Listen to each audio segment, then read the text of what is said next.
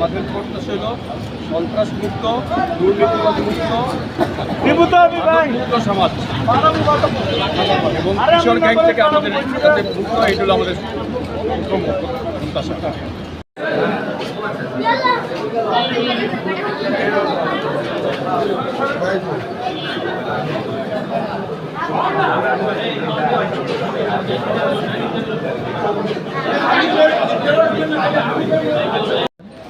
উনি নির্বাচনের পূর্বে এই এলাকার জনগণকে বিভিন্নভাবে উনি আশ্বস্ত করেছেন যে আইন শৃঙ্খলা, মাদক এবং ইংরেজের বিরত রাখবে এবং চাঁদাবাজি এটা প্রতিদিন বন্ধ রাখবে এবং সেক্ষেত্রে উনি 0% কর্পোরেট করবেন।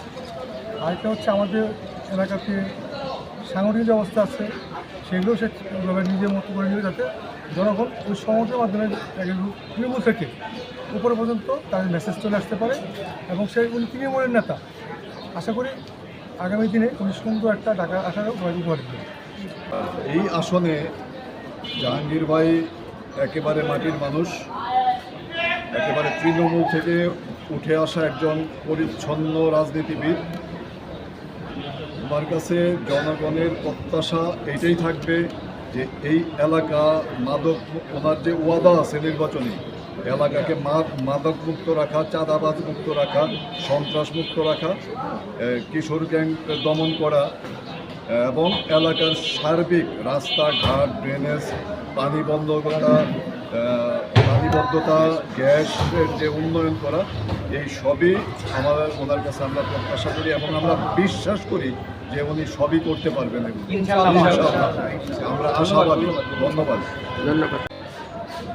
17 বছর স্বৈরাচার শেখ হাসিনার বিরুদ্ধে আন্দোলন সংগ্রাম করেছেন। এই এলাকার মানুষের উন্নয়নের জন্য, ভাগ্য উন্নয়নের জন্য, এই এলাকার যে বিভিন্ন শিক্ষা, রাস্তাঘাট এবং মানুষের জীবনের মানের উন্নয়নের জন্য উনি কাজ করার জন্য দৃঢ়পত্র ব্যক্ত করেছেন।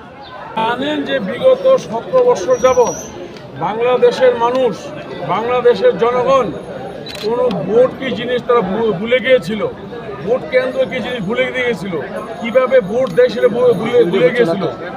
খুন অত্যাচার নির্যাতনের পরে আজকে এই 5 আগস্টের পরে যে জাতীয় নির্বাচন হয়েছে গত 12 তারিখে, সেই 12 তারিখে আপনি দেখেছেন সারা বাংলাদেশের মানুষ, বাংলাদেশের জনগণ স্বতঃস্ফূর্তভাবে আনন্দমুখরে এবং ঈদের উৎসবের মতো হয়ে তারা ভোট কেন্দ্রে গিয়েছেন এবং ভোট দিয়েছেন।